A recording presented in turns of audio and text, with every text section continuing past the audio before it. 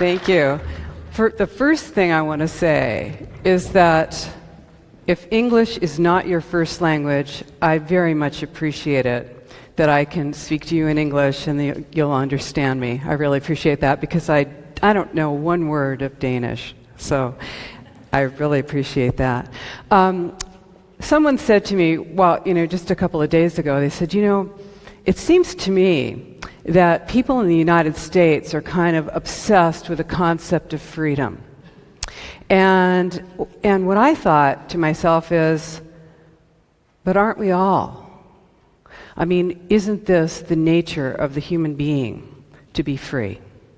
And even though, of course, it's like Dylan said, Bob Dylan, are birds free from the chains of the skyway?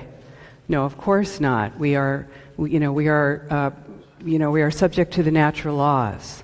But the laws of man should not be used to subjugate human beings. We are free. So what I'm going to be talking about is United Nations Agenda 21, Sustainable Development. And I'm sure, unlike people in the United States, you may have heard about this global agreement. But in the United States, anyone who talks about it is considered to be and labeled a conspiracy theorist, an extremist, kind of a nut, right?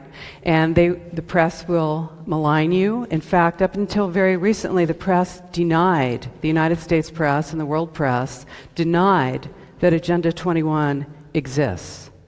But it does. It exists. And it is the blueprint. It is the action plan to inventory and control all land, all water, all minerals, all plants, all animals, all means of production, all construction, all energy, all education, all information, and all human beings in the world. Inventory and control. The action plan. Okay? It's the real deal. It's a transition from representative government to governance by unelected boards and commissions. It's the erasure of jurisdictional boundaries and the loss of private property rights. And ultimately, you need to know that this, your body, is your most important private property, your body and your mind. So, ultimately, it leads to the loss of sovereignty and freedom for all of us. So, of course, you're going to be concerned about this, not just as citizens of whatever nation you live in, but as free human beings. And this, of course, is a nonpartisan issue. So United Nations Agenda 21, Sustainable Development, was agreed to by 179 nations, including the United States and Denmark, in 1992 at the UN Earth Summit in Rio de Janeiro, Brazil. In the U.S., George H.W. Bush committed us to implementing sustainable development, and it's been supported by every president ever since. Bush, Clinton, Baby Bush, and Obama. This is a global plan, but it is implemented locally. So it gives the illusion of being a grassroots movement, but it is not.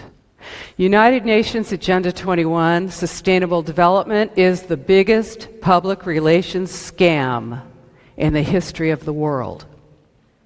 But it's far more than that.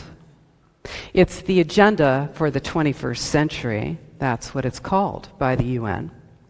And it's a recipe for destruction. It enables and justifies monitoring and metering and restricting our energy usage and our water usage. And you see that, of course, as smart meters. Instituting a carbon tax on industry and ultimately on us as individuals. Pulverizing our roads and destroying our dams. Instituting data collection and data sharing, information sharing in energy usage, schools, healthcare, law enforcement, and in fact, in every part of our lives that had formerly been private.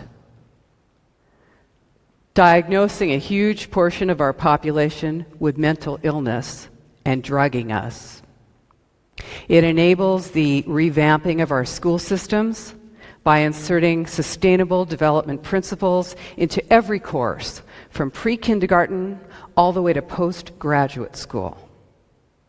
So, by the way, if you're looking to the young generation to save us, you are looking at the resistance here.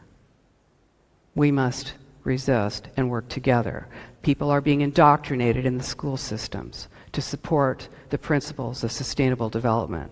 What else does it do? It enables the changing of every land use document in the world to require high-density development, high-density housing in city centers so that we can be more easily managed, controlled, and surveilled. It allows for warrantless searches and domestic surveillance. And hey, in the U.S., we are now, under the U.S. Patriot Act, we can be identified as potential enemy combatants, and we see the redefinition of torture. It allows for the loss of personal and national sovereignty in a global transfer to mega corporations. This is the erection of a corporatocracy. That's what it is. It's a global totalitarian state, and it is in progress right now.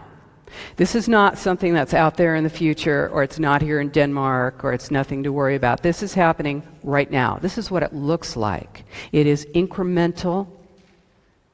That's how it works. It's no flashing lights. You're not going to see it named that very often. It's a stealth plan right out there in plain sight. And it sounds crazy, and it is crazy, but I'm not crazy. I guarantee you. So, there's an overarching political and social philosophy that goes with this plan, and it's communitarianism. All over the world, and certainly in the United States, our individual rights are paramount.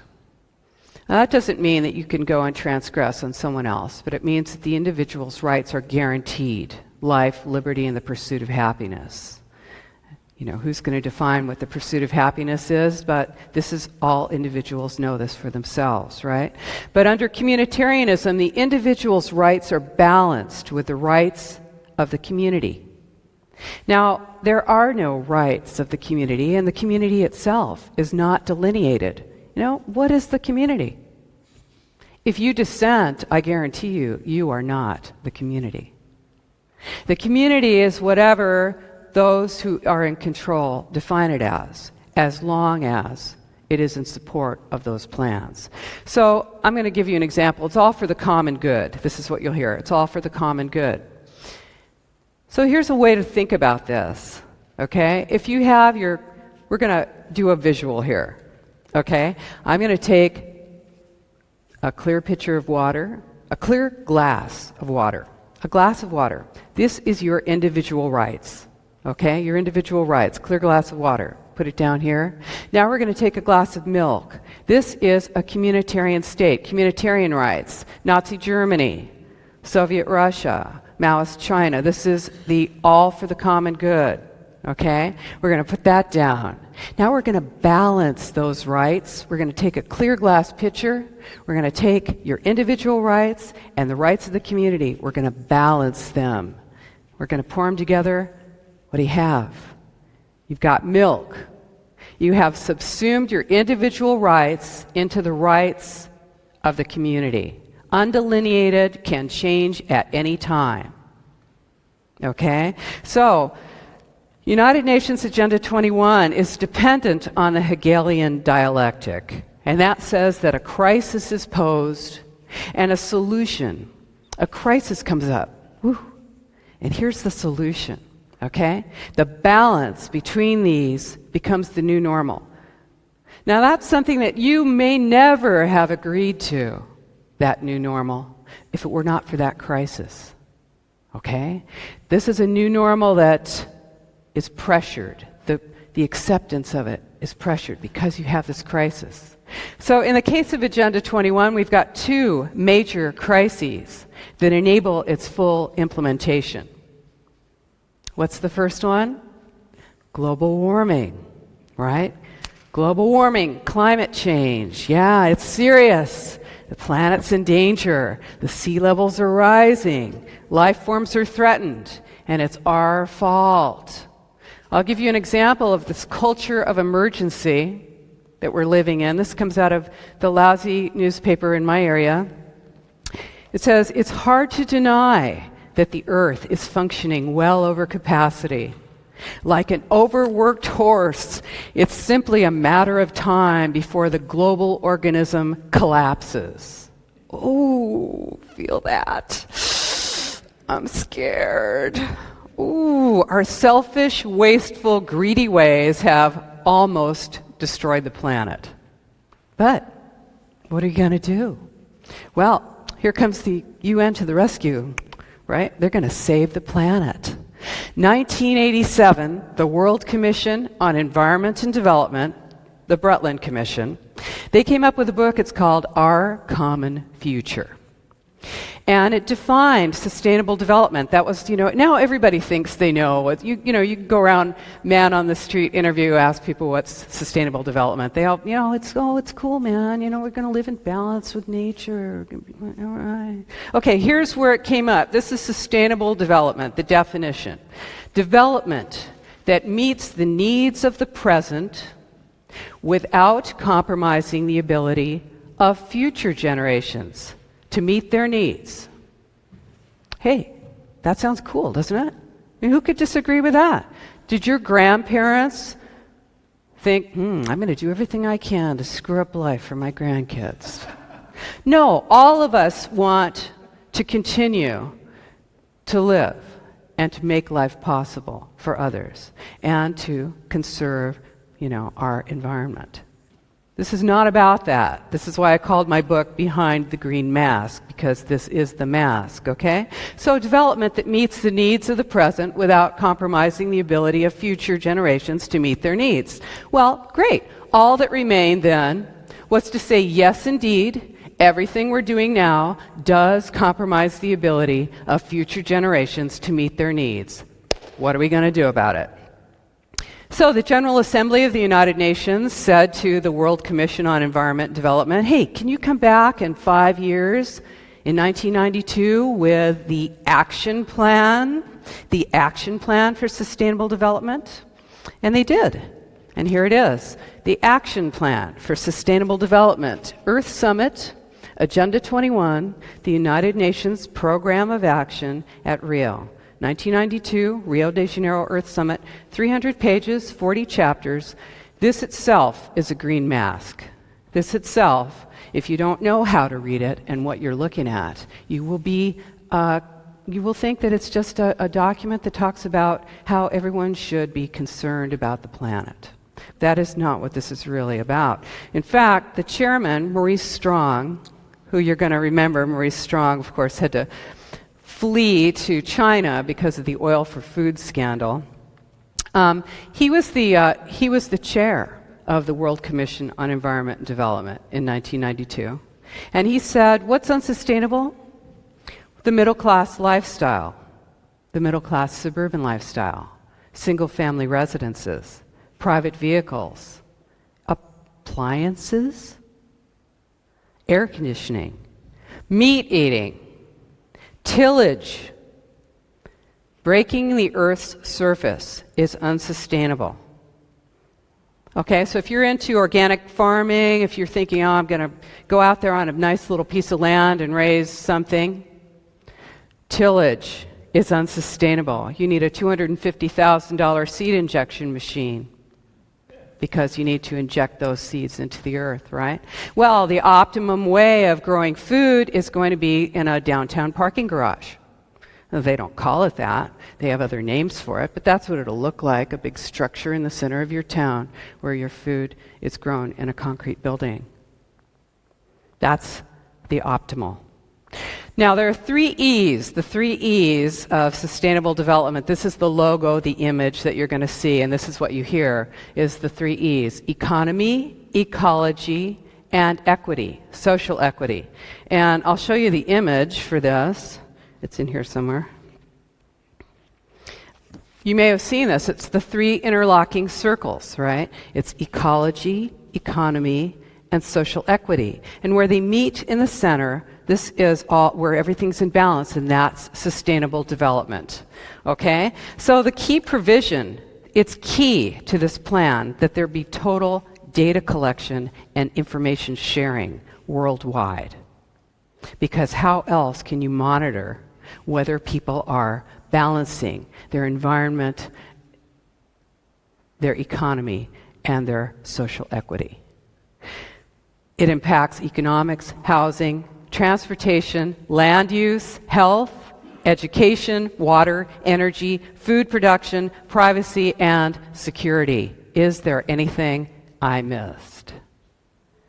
Global biodiversity is dependent on creating something called islands of human habitation. Islands of human habitation. This is where we'll be.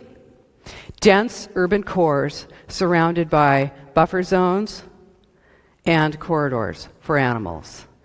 The idea is to collect human beings into concentrated city centers, concentrated centers. So, okay, in 1992, the Earth Summit, 179 nations agreed by consensus to adopt this plan. It's a global plan. The goal was to implement sustainable development in all public and private policies and activities. The entire world. How was it done? How did they do it? I'll tell you about the U.S. In 1993, when Clinton took office, he created the President's Council on Sustainable Development. And this is, all the countries did this. They all created their local Agenda 21 to implement it locally. Okay? So, who was on that? You need to hear this because you need to see how this all comes together. It's a beautiful, beautiful framework for totalitarian control. So who did they have on that? They had 10 cabinet-level secretaries: defense, interior, agriculture, education, transportation, and captains of industry like Enron. Ken Lay was on the President's Council on Sustainable Development. BP, British Petroleum, DuPont, Dow Chemical, Ciba-Geigy, Sandoz, Novartis was on the President's Council on Sustainable Development. What do? They provide vaccines. What else? Hypertension drugs and Ritalin for children. Who else was on there? Non-profit organizations like the World Resources Defense Fund, the National Resources Defense Fund, the World Wildlife Fund and Council, the Sierra Club. Okay, so what this does is it brings nonprofits, government, and corporations together to implement policy, because the idea was that this plan could be implemented administratively all over the world without us knowing about it. So how are they going to do it? They were going to use and are using land use plans, because this is the way to control the population, is by controlling land. So in 1996, the President's Council on Sustainable Development in the U.S. gave a multi-million-dollar grant to the American Planning Association to come up with a book. Now, it's a 12-pound book, so I didn't bring it with me. It's called Growing Smart, Legislative Guidebook with Model Statutes for Planning and the Management of Change. Change. Now, think about that word change. You don't have change without destruction. Transformation requires destruction of the old way. Now, that word change was used in the Obama administration, is still being used, along with the word forward. Change and forward without asking, change to what? Forward to what? And what does that mean? So here we go. We've got a legislative guidebook that is now in every university if you're studying planning, and every single planning department in the entire nation that is guiding every planning department with sustainable development principles. So they said, hey, we're going to be able to do this. We're going to make this thing happen. And we can implement this without the people knowing, but when they find out that they're living in a dictatorship, they might not be happy. So it might be unpopular. So what are they going to do? So they came up with another book. It's called Sustainable America, A New Consensus. So you know the word consensus. If you look up consensus in a dictionary, hey, if we were going to have consensus in here, we'd all be in a big circle, we'd talk, let's say we're going to go party tonight. So we're going to talk about it and decide where we want to go, and everybody's going to get a chance to, we're going to work it out, right? That's real consensus, agreement of all parties. No. This is the new consensus. What is it? What is the definition? The new consensus is neutralization of the opposition. Neutralizing your enemies. Neutralize and convert. You dare to dissent? Agenda 21 is top-down, global, but it gives the illusion of being local, right? So it purports to being sourced in the people. And it needs support by the stakeholders. You think you're a stakeholder. You are not a stakeholder. Okay? They need community buy-in, so they create it. In fact, they create the community. In fact, your local government is engaged. Now, does this sound like, hey, this is a conspiracy, but it ain't no theory. This is the real deal. So your local government will go out into your neighborhoods and identify people who are willing to work with them. And then they will elevate them. They'll say, hey, have you thought about starting a neighborhood association? And then there's that person who's speaking for you. Well, you're cooking dinner and you're hanging out and you're doing other things. You don't even know that person exists, but they are helping to make policy for what happens to you in your town right now. So they create community. They use nonprofits, civil society, unelected boards, and they create these groups. Nonprofits, non-governmental organizations are at the bottom level of this bureaucracy. This is a bureaucracy that is created where we have no impact. This is not representative, right? So they have public opinion meetings. They call them visioning meetings in the United States. This is all across the U.S. You get invited to come on down, give your opinion of this cool new plan for the center of town. So you go down there. And they've got a screen up there and they show, do you like this? Do you like that? They give you 3 options. You don't like any of them, but you don't get to say that. And if you do say that, well, you're a dissenter. Remember, communitarianism. They'll shame you. They'll mock you. You'll be rejected by your community. Half the time, the people in that room are being paid to be there. They are people who are working with a nonprofit. They're consultants. They're employees of the government who are there after hours being paid. And you have wandered in. Somehow you noticed that little tiny ad in the newspaper on page 7050. So you ended up in there, right? But right now, if you go to those government meetings, they use the RAND technique, the Delphi technique, a mind control technique, which is used to bring groups of people to a predetermined outcome while giving them the impression that it was all their idea. You are so smart. You came up with that plan all by yourself. We won't tell you it's the same plan in every single city in the entire United States and around the world. If you dissent, they bring in men with guns. There are now men with guns in every government city meeting that the public is invited to. Men with guns ring the walls. They're called police officers. I've been chased down an aisle when I had a mic, when I was giving my opinion, you can imagine, and chased by a police officer. I said, what are you going to do? Arrest me for saying something? You afraid I'm going to say something? You're going to see, okay, so this is it. You're going to see these terms, and they all sound cool. This is all straight out of Agenda 21.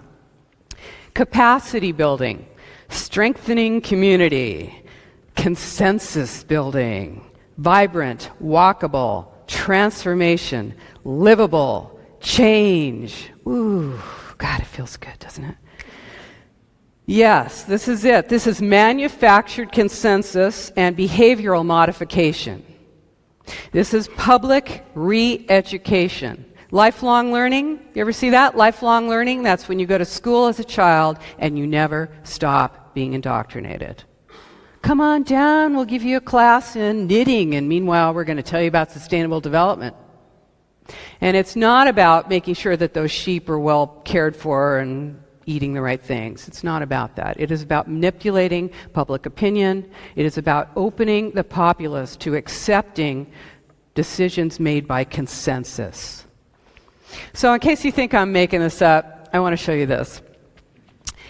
I got this little thing on Amazon. It was published in 1994 or something, and I'm sure that it didn't sell many copies. Now they're just flying off the shelves. I'm sure they're like, what the heck's going on with this? This is called Rescue Mission Planet Earth, a children's guide to Agenda 21. Okay, it's so cute. It's got pictures. It's by the Children of the World and Boutros Ghali of the UN. Okay? Oh, this is so cute. It's all about how we're messing up the planet. And there's this one little quote I'll tell you. This is for children. The planet groans every time it registers another birth. I'm giving this to my kids. So what else does it say? There's this little booklet in the back. It says, turning Agenda 21 into action is a big challenge for us all. Thousands of people at the United Nations and all over the world are working on it. This booklet will show parents and educators how children can start to be a part of this work. Children are being used. They're being indoctrinated. They're told that they're killing the planet and that they have the power to save it. They're telling the most powerless people on the earth that they have the power to save it, the kind of stress that creates in a human being, right? You're killing the planet. So, there's something very important about what's going on in the educational system right now, and that's that there's no such thing as objective reality. Hey, that's just your opinion. Everybody is entitled to their opinion about how things are. No one's worth more than anyone else. No one's values are more important than anyone else. No one's abilities are more important than anyone else. Of course, no one's more important than anyone else, but no one's reality is real. It's all completely changeable. It's amorphous. Even mathematics.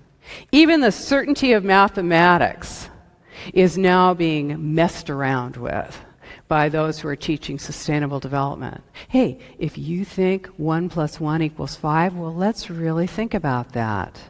Because you're valued here and your opinion is important to us.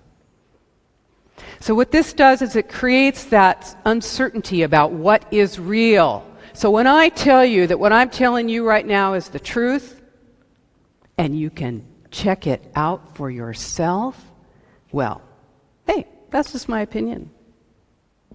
The idea that, here's the deal. The idea is that life in the suburbs is, and the rural areas, I think your whole country is rural, isn't it?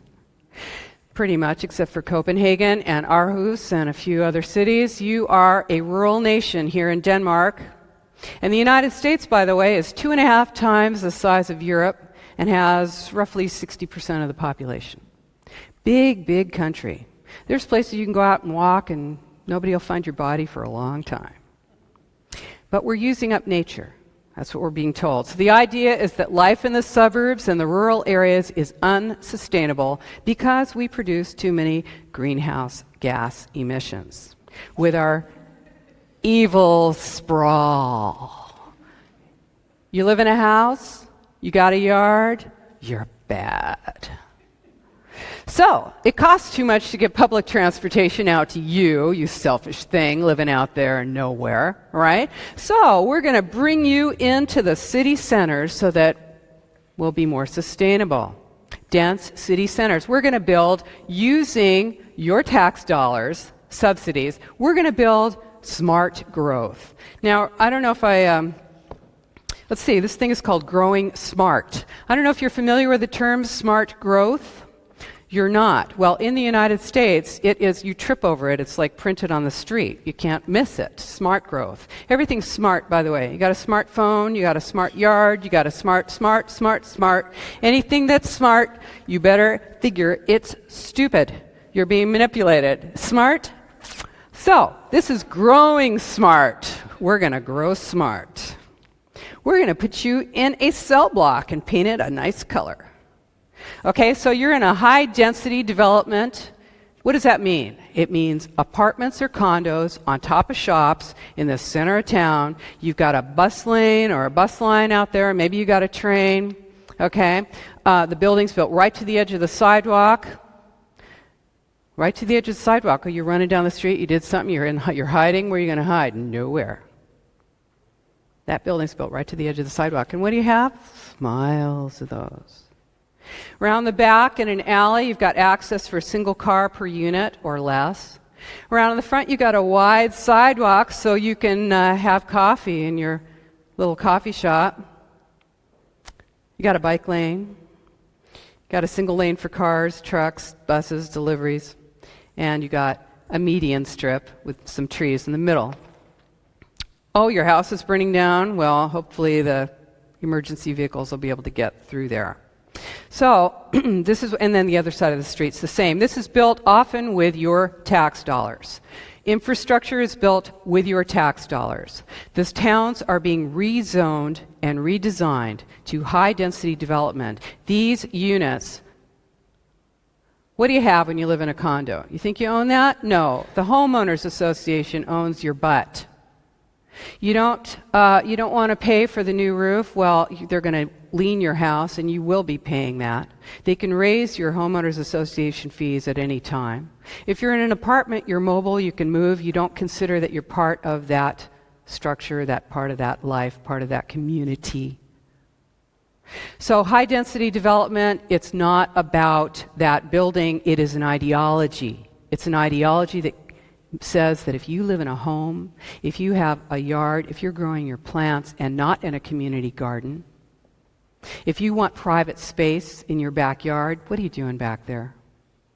Hey, and you better be on your bike because what do you have in the trunk of that car?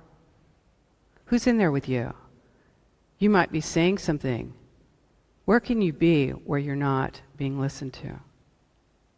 So, how do they do this? How are they implementing this worldwide? They are using an international group called the International Council on Local Environmental Initiatives, ICLEI.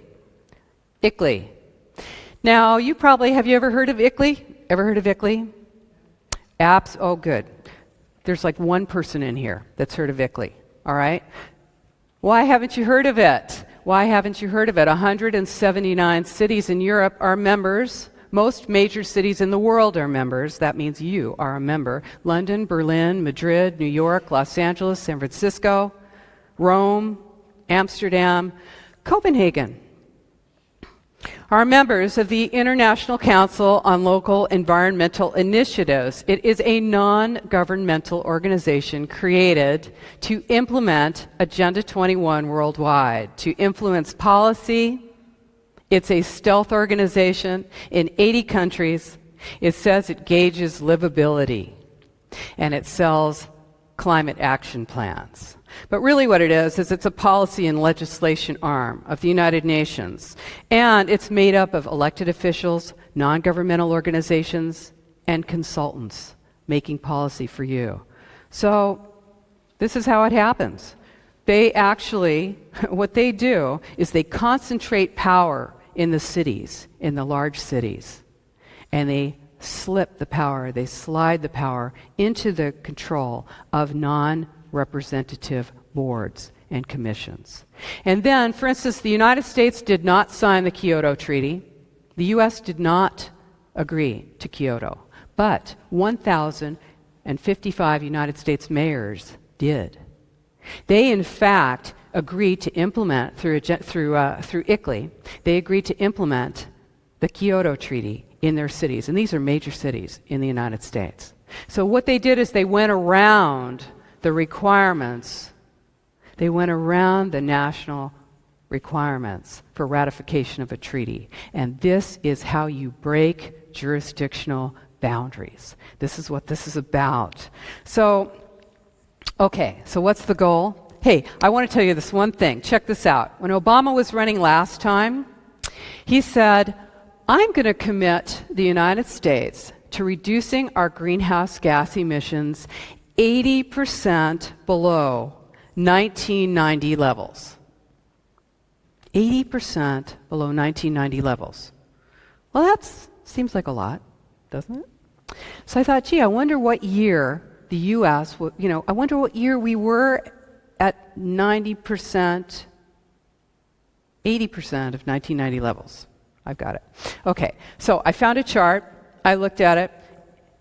Taking the greenhouse gas emissions of the year 2004, okay, that was the chart went up to that, so I found 1990, and then I dropped 80% below that emission and found what year was the United States, what year was the world emitting 80% of 1990 levels of greenhouse gas emissions? What year was that? What do you think? 80% below 1990 levels. Close, but wrong. 1934. Oh, a great year for the world, right in the depths of the Depression, right? This is cool. We got it all going on. 80% below 90. But think about this. Do we have more people now than we had in 1934? So, what does that mean? On a per capita basis, you're back in the 1880s, except you can't have a horse because it emits too many greenhouse gas emissions. So you're on a bicycle. This is it. You're on a bike. Okay, the goal is using the green mask of environmental concern. The two parts of Agenda 21 are imposed, and that is smart growth, high-density development, moving populations into controlled city centers where they can be monitored, controlled, and surveilled, and the other part, the Wildlands Project.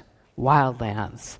Getting people off the rural land, blocking access to wilderness roads and resources, and shifting land ownership from private to public.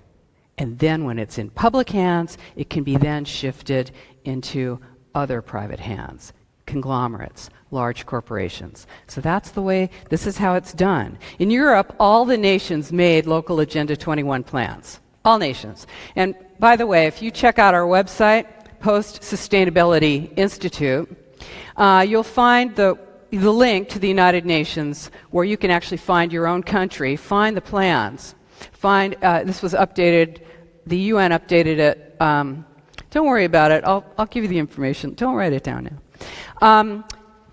What it was that the United Nations recorded those plans and actually had everything together on their websites up until about 1997. So you'll see, from 1992 to 1997, and yes, Denmark is on there, and you can check it out. So, for instance, here in Denmark, let's just take Denmark. In the year 2000, the Danish Planning Act was amended to commit all municipalities to the development of local Agenda 21 strategies. In, the Earth Summit was, every 5 years. So in Johannesburg in 2002, what was the goal there? Broadening the role and capacity of local authorities in implementing Agenda 21. Here in Denmark, you've got the Aalborg Agreement in 1994. Aalborg plus 10, 2004, founded the European Local Action 21 Roundtable, public-private partnerships. Fascism. Yeah, that's one of the best ways. How do you implement this?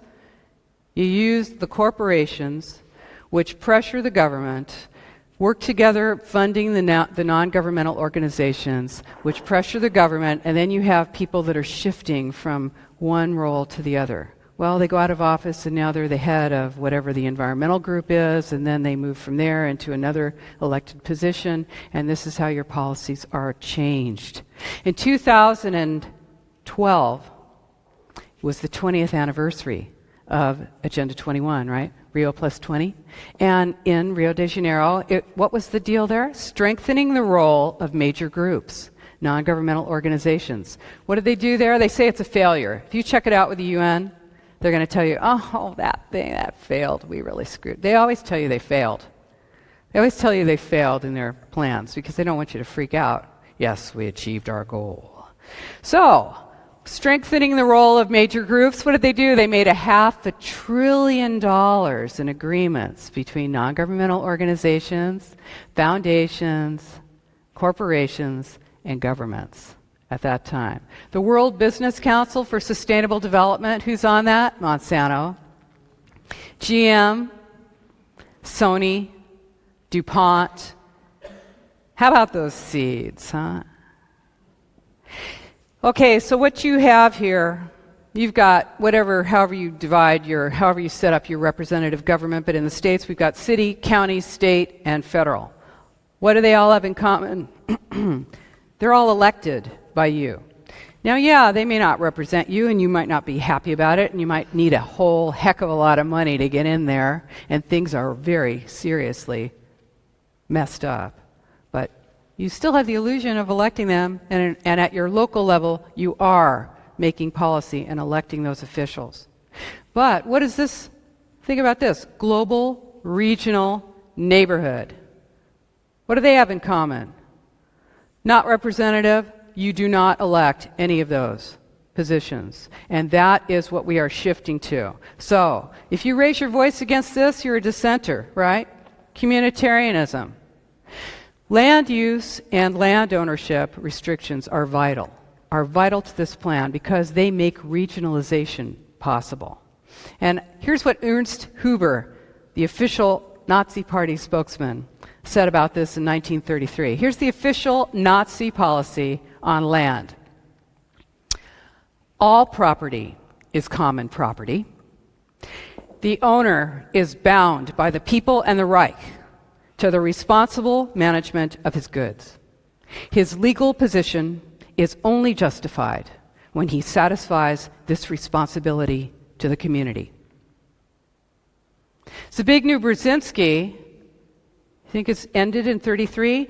Zbigniew Brzezinski is the former national security advisor to President Carter. In 1995, 3 years after Agenda 21 was agreed to, he said, "We cannot leap into world government in one quick step.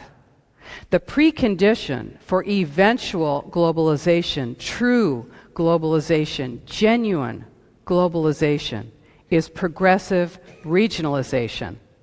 Because thereby we move towards larger, more stable, more cooperative units, like the EU. Started as a trade agreement. This is how it works.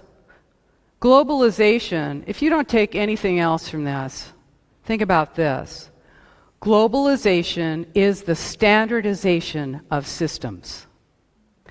Standardization, you're going to see it as harmonization, homogeneity, uniformity. Hey, you can't control systems that don't match up. Systems refer to the legal system, the educational system, healthcare, markets, land use, law enforcement. Do you know about fusion centers? Fusion centers? My goodness, I must be somewhere else. I must not be in the United States. They must not tell you that what they're doing now with law enforcement is integrating, militarizing your local police force, integrating it with your state police, your military, Interpol, the entire world. is being completely integrated. Fusion centers, FBI, CIA, all of your records, everything. You cannot fall into those little cracks anymore. Can't happen anymore. Total, seamless information awareness, total awareness. So, globalization is the process of developing worldwide uniformity in social, political, economic, and environmental controls. That's what it is. That's globalization. It's the rise of the city-state, okay? This is how you do it. That's what regionalization is the rise of the city-state. You're going to lose nations. Now, I'm not, I don't really have time to talk about nationalism, but what I want to say is that the smaller the unit, the more power you have. If you're regionalized and you have 200 representatives sitting on they're elected, but they're sitting on an unelected board making policy. And let's just say this room, we are all representing some town or some state or some nation. How much voice do we have? Who listens to us? And how much power do we have? So I'm going to show you the new map of the United States of America. And you may not be able to see this very well. We have 50 states in the United States, but this is mega regions. Mega regions. Mega regions. Mega, large. Mega regions. These are the city-states. These are large cities that are being made larger. Now remember I told you that the gray area is the wildlands. That's going to be the area that no one will have access to. And I haven't told you anything about myself. I was a legal witness, an expert witness in land use and land valuation for my government, for the State Department of Transportation. Expert witness, testified in court. And I found out about this because I saw that people were not being able to use their land. And I looked behind that and I found Agenda 21. This is true. Okay, the federal government of the United States is doing this, is in process of creating mega regions, which are essentially crossing national boundaries. This is Cascadia. It used to be a portion of Washington State, Oregon State, Idaho, and Vancouver area, British Columbia in Canada. The Southern California and Texas Triangle areas include part of Mexico. This breaks national boundaries, it breaks state boundaries, it breaks county boundaries. It's also a project of the Ford Foundation and the Rockefeller Foundation. Regionalization and world government. You use trade agreements to destroy boundaries, and you actually cannot make local law that breaks those treaties. Okay, you standardize the law, you relocate populations and jobs. We've got the Trans-Pacific Partnership coming up in the United States and the Pacific Rim, and about to come in December is the Transatlantic Trade Investment Partnership with the EU and the United States. The United Nations policy on land use was established in 1976, and it says land. First of all, let me just tell you, if you think nobody owns anything, and hey, aren't we all just cool? This is just the world, this is just life, and oh, nobody can really own anything, and no one's free. I am sorry. That is not true. We do have ownership. We have ownership of this. Our ownership extends to those things that we value. Now, when that is taken away from us by, as I said, birds are not free from the chains of the skyway, but I do not wish to be chained by any man. Now, here is the land use policy of the United Nations. It says land can't be treated as an ordinary asset controlled by individuals and subject to the pressures and inefficiencies of the market. No, private land ownership is a principal accumulation instrument for accumulating wealth and concentrating wealth, and therefore it contributes to social injustice. Public control of land use is therefore indispensable.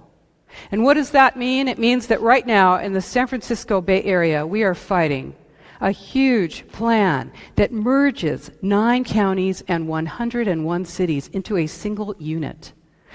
Our group, my group, is suing to stop this. These plans are all over the United States. They regionalize the area, and most people have no idea that they exist. Most people are completely unaware that they will have no power to determine if they can use their land or not. If you bought a nice piece of land to retire on and you want to build a house on it later, you'll find that if you're outside of a 4% land area in the San Francisco Bay Area, 4%, that you cannot build on it.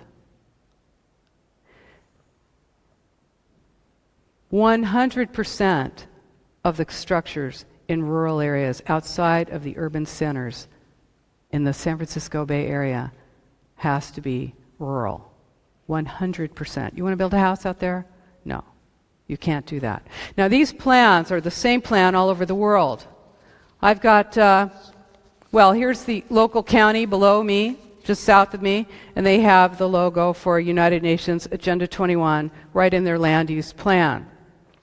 The San Francisco plan is the same plan as the Hanoi Capital Regional Plan 2030, Hanoi, Vietnam. So land use plans are used to change and craft the physical built environment. Where and how you live really determines your life. So this cult of new urbanism is a war on rural people. Rural people. That's what you're going to find, because what do corporations want? They want a mobile workforce. They want a release of all regulation on moving products across boundaries. They don't want boundaries. And they want low wages.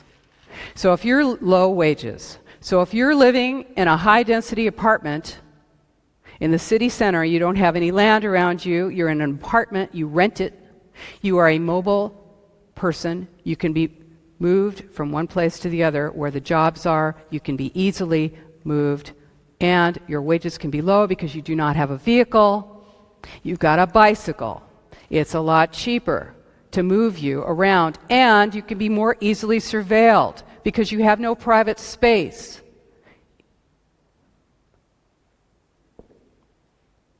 Okay? Got it? So, no, not yet. After. No. I'll answer everything you got, but not right now. Okay, so here we go. This is it. When you restrict single-family home development and you consolidate populations into tight urban centers, you're going to devastate land ownership and land use.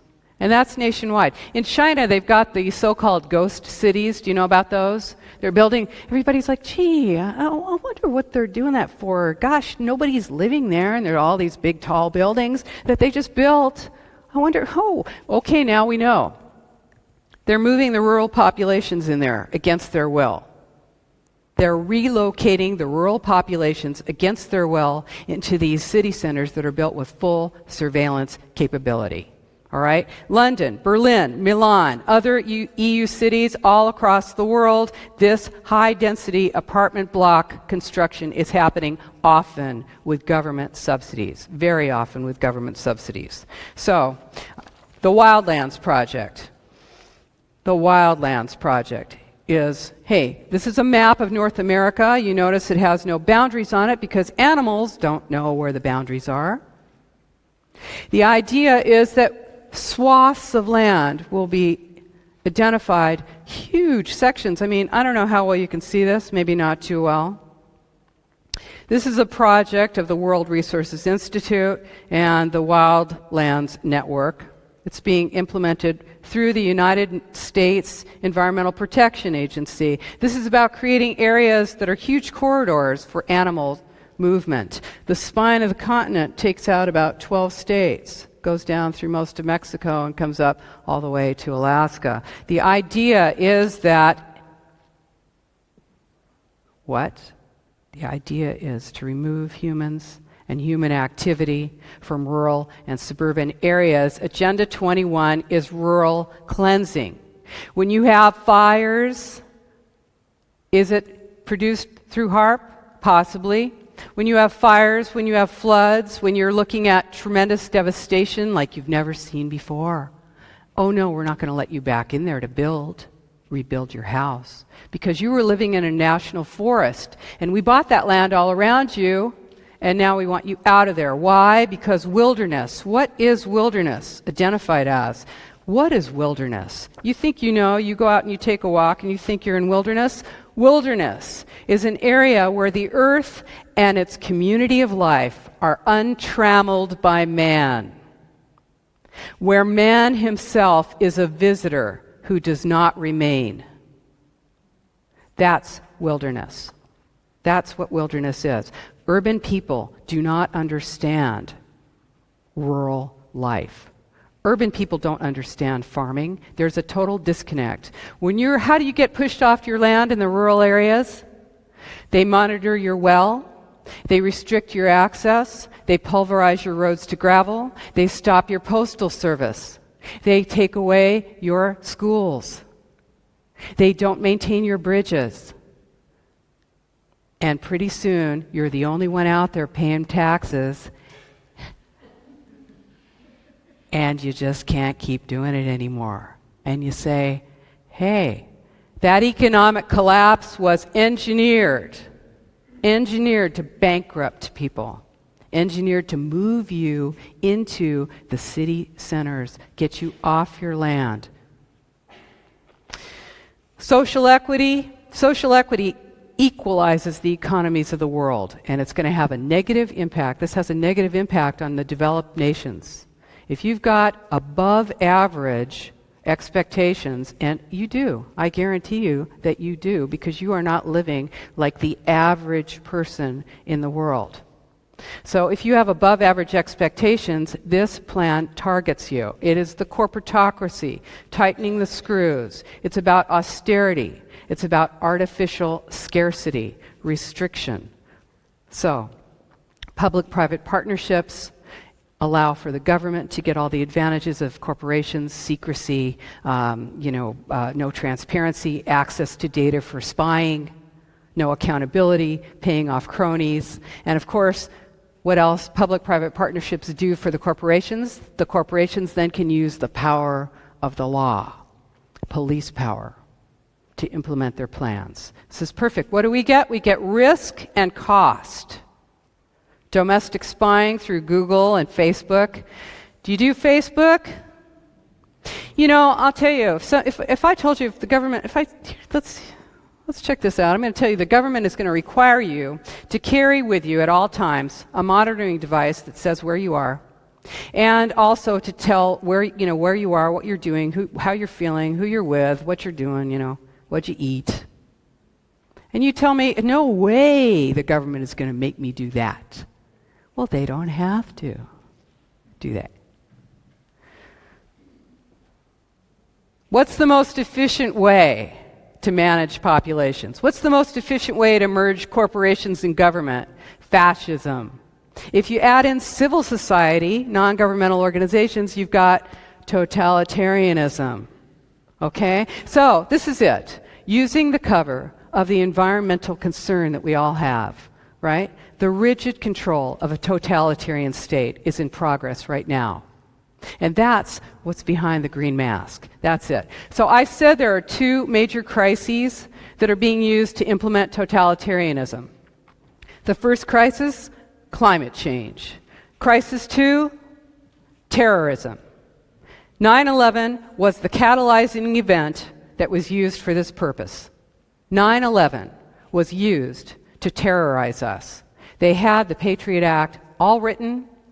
This event was created in order to lock down the world. Have you flown lately? Practically have to strip naked. In the US, I haven't seen this yet in Europe, but it's coming here. You haven't seen this yet. If you fly, right now you just walk through the metal detector. But in the United States, you get into this big sort of bubble, and you put your hands like this, and it takes a full photograph of your entire body, X-ray, who knows. I never do it. I refuse to do it. I opt out. Lady wants an opt-out. Woman refuses. Woman opting out here. Woman wants an opt-out. Here I am. I'm standing here in my socks. Waiting for somebody to put their hands all over my body. And here she comes. Nobody will make eye contact with me. They're all getting on the plane. She must have done something wrong. I'm not talking to her. I'm not going to look at her. She's cut out of the herd. Okay, so the woman, she takes me over. She's like, no. Okay, assume the position. I'm a criminal. I am a criminal. My body is being searched. Okay, so this is what I do when this happens. I say, so, this all you can think of to do for a living? Is there anything you won't do for them?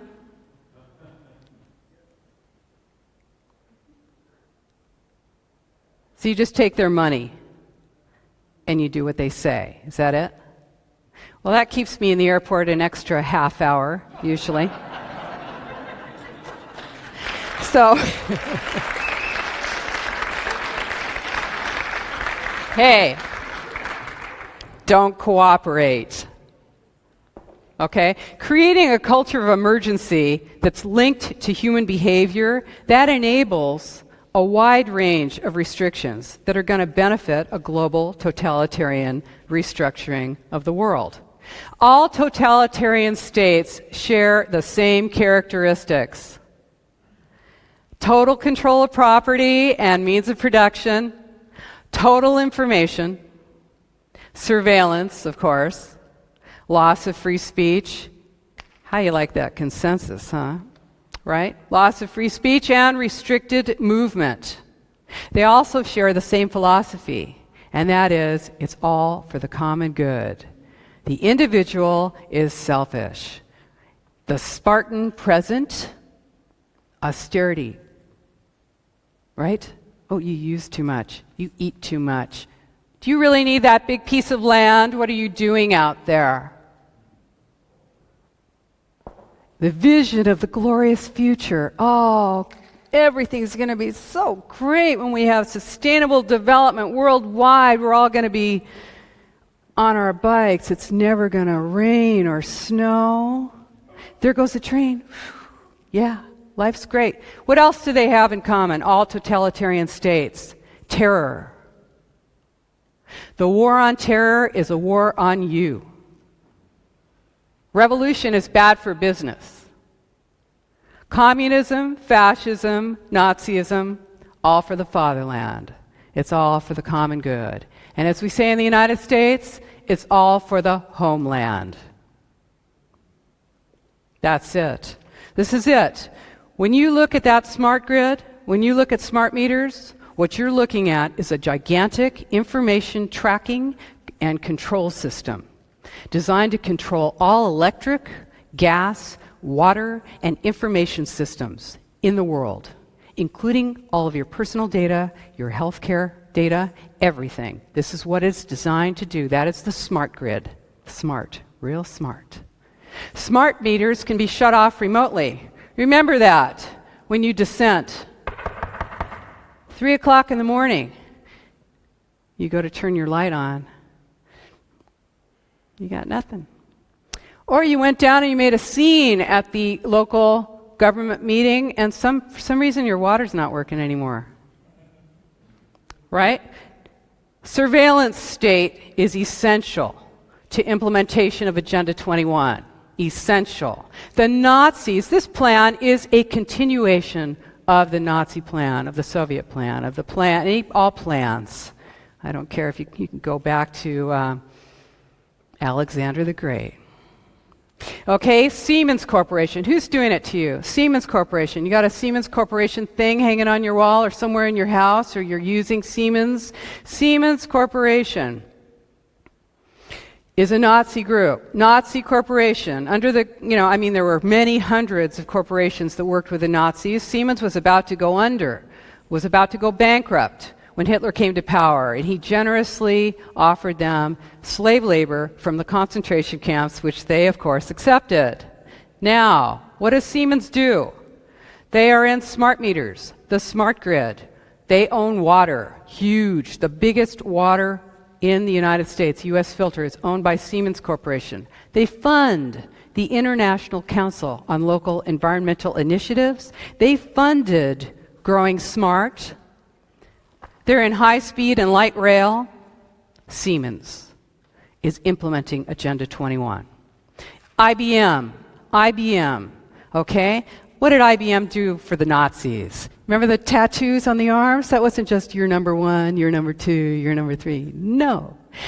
IBM created the computer systems for the Nazis so that they could analyze the data, so that they could collect and analyze the data for all of their prisoners. What is IBM doing now? They're working on biometrics to identify you through your eye. You want your money? You want to get your money out of that ATM machine? IBM. Okay? GE, General Electric, Smart Grid. This is a continuation of this plan. So, you've got full and total surveillance. You have the ultimate public-private partnerships with prisons, public-private partnerships and prisons. Privately owned prisons all over the United States. What do they need? Prisoners.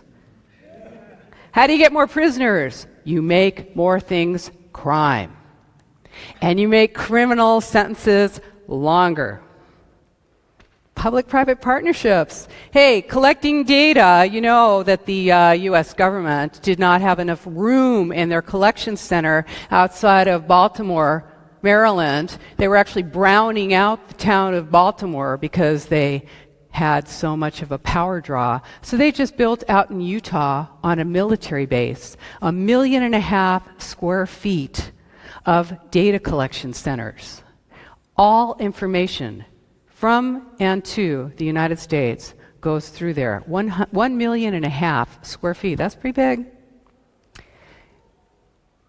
Your data, if your transatlantic cables, everything goes right through there, all analyzed instantly. You're not going to see this in the mainstream media. 5 corporations own the media. 5 mega corporations own the media. Global markets. That's what this is about. In your universities, they're teaching it. UCLA has, for an example, 509 courses on sustainability. This is Bank of America, UC Berkeley.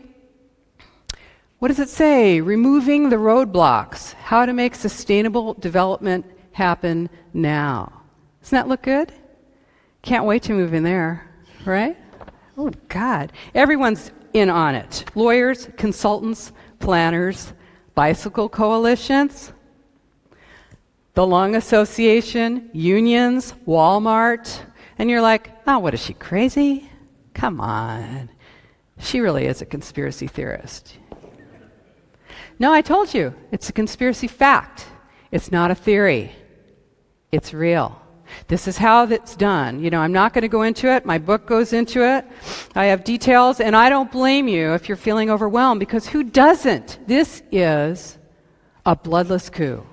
This is an administrative coup d'etat. It's the most brilliant takeover of the world ever, and it is because technology makes it possible. You will not see tanks rolling through your town. It's never going to look like that unless you're in a third world country, and then they just want to take your stuff and use up their ordnance.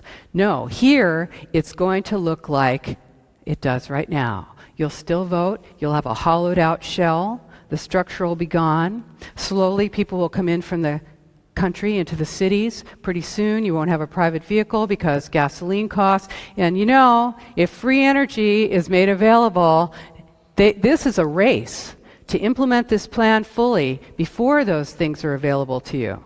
Because, hey, that makes it completely, you know what, sustainable development? Well, who cares when you're emitting water out of your tailpipe, right? Oh, let's drink it out right out of the tailpipe. No.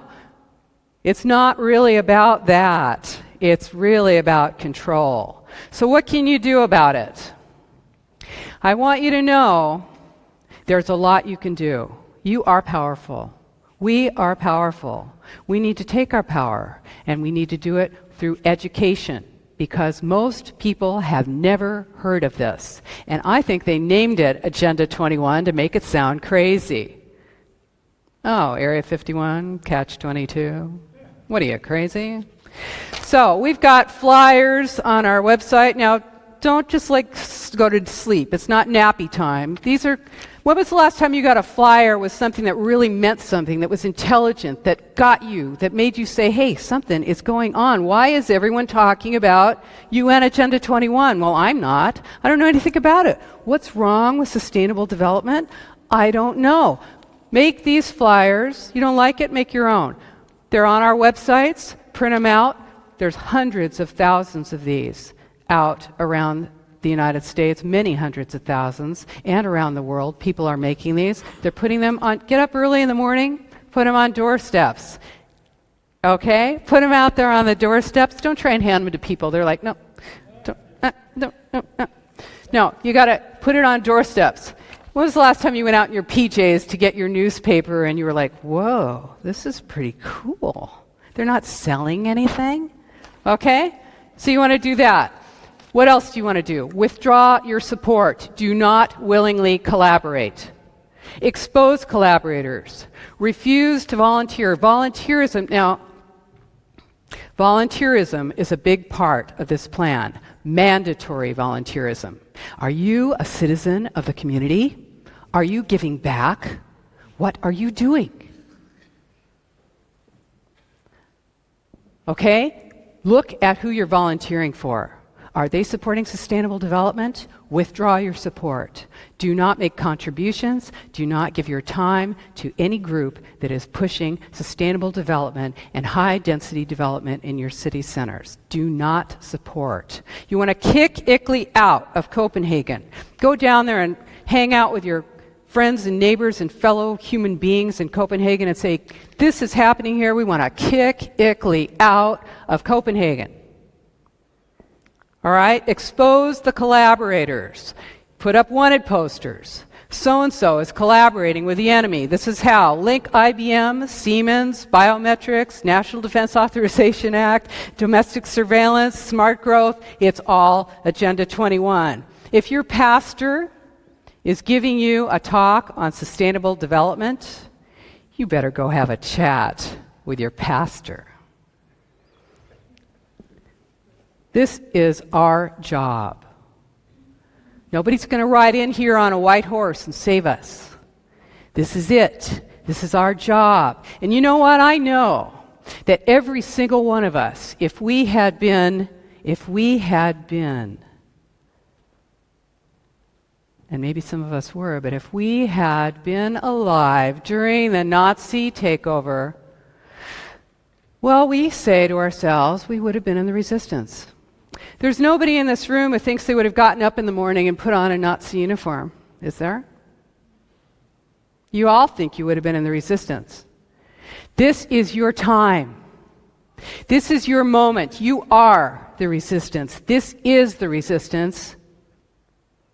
This is the moment that we reach out and we get this information out and we refuse to be dominated by this plan. We can do it. We are doing it all across the world. Join us. Let's do it. Thank you.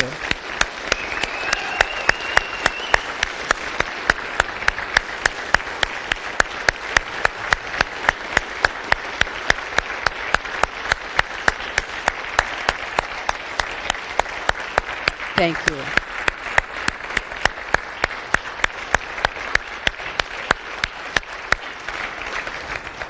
Thank you. Thank you very much, Rosa. Oh, great. Well, not only do you need my website, but you need my book. It's easy to read, big print, and it's very basic. It's a good book. And you can get it out there. There's a few. And then on our website, check out postsustainabilityinstitute.org. I know it's almost the longest website address. My other one is the longest website address, and that is Democrats Against UN Agenda 21.com. Boy, is that ridiculous. So just put my name in, okay, and my last name is Koire. Just put that into your search engine and check it out. It's all in there, and I know that we are gonna do this together.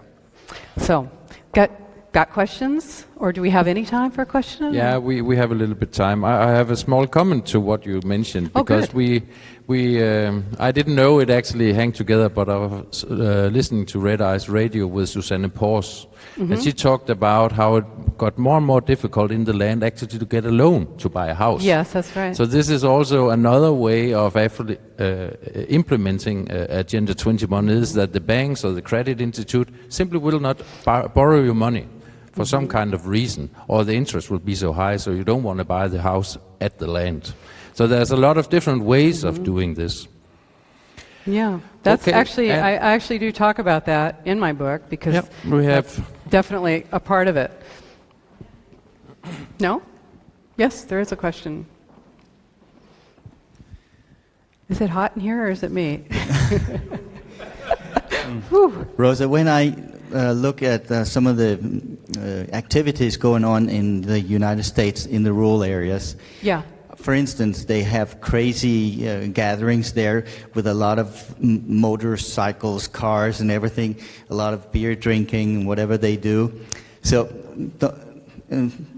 watching this, I think, wouldn't it be a good idea to get some of this activity out of the countryside? And another thing, Can't we purge some of the people? Another thing I'd like to say to you, a friend of mine, she says to herself when she's in the TSA box sitting there being x-rayed or opts out of the x-ray and is in for a search, body search, she goes to the TSA guy or woman, oh yeah, give me a good massage, give me a good workover. Yeah, right. Yeah. Well, I prefer the person of my choice doing that rather than some stranger in a uniform. They hurt you too when you say that stuff to them. They don't like it. I want to thank you for you unveiling this to us in Denmark. I'm very happy because I can see tendency in Denmark, like you say. But of course, it's not so strongly clear in Denmark because we are individual. I will ask you, have you done a trial? You know, you go behind these things, and I know, I understand. But could you go to the government or Obama, which I think is sent from the light, and have a private talk with him about all these things? Oh my. Oh my. Where Why do I are you start? laughing? Well, you know, okay, I'm not, certainly I respect what you're saying. I'm asking you. I hear you. Of course, the government has made me their enemy. The government has targeted me as their enemy. And in fact, I worked for the government. I actually had to leave my job early. I am not a person that any elected official wants to talk to. Although that isn't entirely true because, in fact, my book, there have been projects around the United States to buy my book in bulk and give it to all of their elected officials. And now elected officials, lower level elected officials, local and Congress, are contacting me. And I did actually make a presentation to the New Hampshire state legislature and others. But what I want to say is that President Obama supports Agenda 21. There is no question about that. No question. It's not like this in Denmark at all, because I can every day read my talk in the debate and the politics in the newspaper, and I can approve it from so many universities, and they know there's something wrong in Denmark. So we have a more... There's something wrong in Denmark. But I'm very happy to unveil this. I even can go to the government in your country and get the information. I did write to Obama to tell you not to get the one shirt. So I know system. I know we are ignored. We are also a parallel system in Denmark. This is a spiritual movement, to know, to dare, to will, and you will unveil it. I'm very happy to talk about this, but also to be silent in some places. I know that. My way is spiritual, so I Well, good. You know what? You need everyone who's working on this works on it in their own way. The point is to do more and to work, and to continue. And whatever your understanding is, the important thing to recognize is that all of these systems are connected and that the mask is environmentalism. So, thank you. And do we have another question? Yeah, I think we have one over here. Like hi, your Rosa. shirt. Thanks. I was regarding what you said. First of all, I want to thank you so much for this presentation. It's so important. I knew a lot about this because I researched the New World Order every day, but I learned things through this presentation. But I want to ask you, how do you view the New World Order and the RFID chip? Because I think that's a big part of their plan. I'm sorry, I didn't hear that clearly enough. No? Sorry. The question: how do you connect the RFID chip with the New World Order and the Agenda 21? How do I connect the government teachers? Is that what you said? The RFID chip. I'm so sorry. Of course, the RFID chips. Thank you. A great question. And of course, they're essential to this because RFID is, these chips are so small, they'll be in every single element of your packaging. They're in your passport, they're in your driver's license, tracking, and also total information. The total information that's contained on those, literally, you cannot change your identity anymore. You used to be, when I was a kid, you could actually hide. You could screw up and you could be somebody else. No, not anymore. Everything is known and you are GPSed. When we're talking about, there are many things I'd like to go into, but essentially the answer is yes. That is totally, completely integral to implementation of this plan. Yeah. Short question. No, I missed the first part of the presentations. I don't know if you talked about this earlier, but I want to know if you believe in global warming, and if that case, how do you think we should deal with that issue? Well, that's good. Well, you know what? I don't believe. Let's see. What about belief? Let's talk about belief. Tooth fairy? No. People say to me, do you believe in Agenda 21? I'm like, what is this, a tooth fairy? I'm talking about something real here. I'm not making this up. Now, global warming, as I say in my book, whether it's true or not, it's certainly a fabulous vehicle for this plan. I am not a scientist. I have read a lot of documentation. It appears that this is a manipulation. But I am not qualified, so what I will say is that it is being used as a way to implement a system of full control and surveillance. And if it wasn't that, it would have been something else.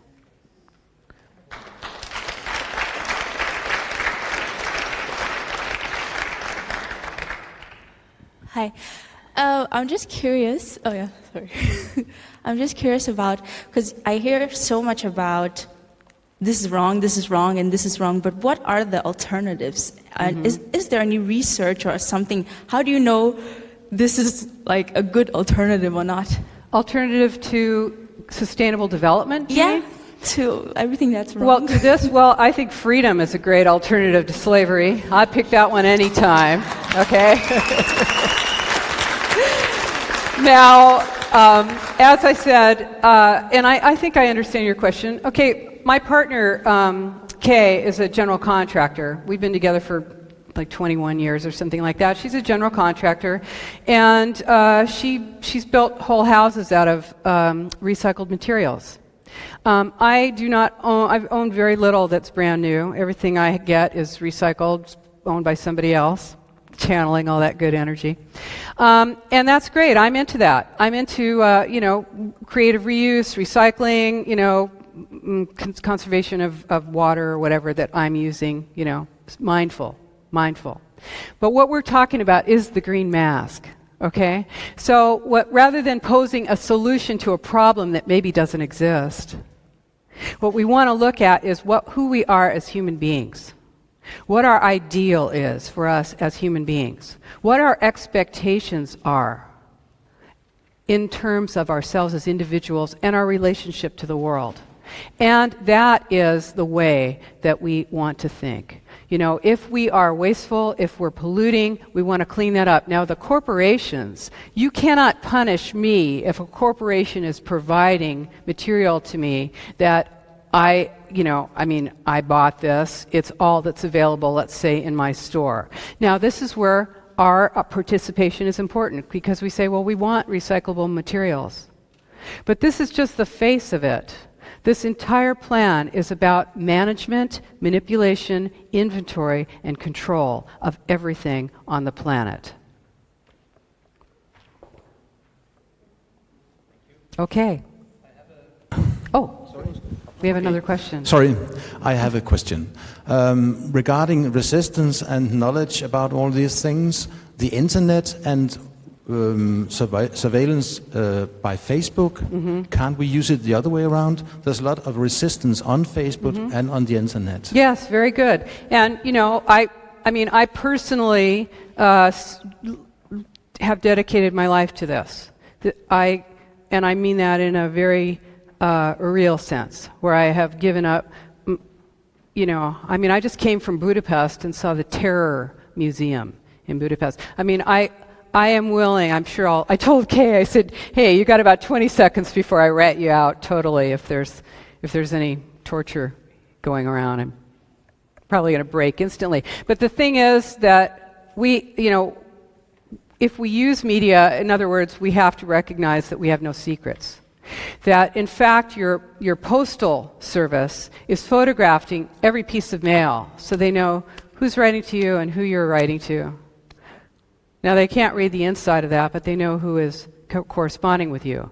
We have very little places where we can be secret. That's another reason why we need our private vehicles and our private homes. And we need places where we can get together, strategize, discuss tactics, and work on this. And yes, if you do use electronic media, use it. Use it. Get this information out there. I do not have a Facebook page, but many people who know about me and have this information, get it out to people. This is our, if you want to use that, absolutely do it. Make, those QR or whatever, QVR or whatever those things are, those little stickers that you can put your smartphone up to. Make those and have them connected to our site or other sites that are telling the truth about this information. This is the information age. We are in a moment now where no one's holding a gun to our head yet. This is our time. Those of us who are free and who are willing to take the risk to speak out and tell the truth need to take this moment and use it. So yes, use your electronic media, absolutely. Okay, thank you. Let's see. Is that? I think we have one more question. One more, okay. Yeah, and that's the I last actually one. could stay here all day, and I'm happy to talk with anyone. Hi. I just wanted to thank you for a great lecture. It was really nice to have someone connect the dots, because this is really very complicated. And it was very nice to kind of put the things in perspective and connect all the corporations and everything. It was really nice. Thank you. Well, thank you. Thank you. No question. That was easy. I got off easy on that one. Okay. I think we should give Rosa one more applause. Oh, thank you. Thank you so much. Hey, thank you. Thank you. Thank you.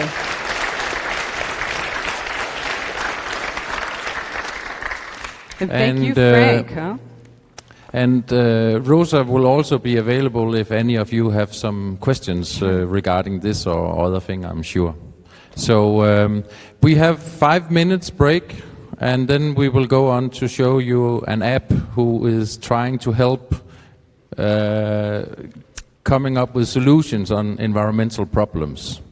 So we are also here in Open Mind Conference trying to present solutions as well as problems. And now you will have a solution. Excellent. 5 minutes.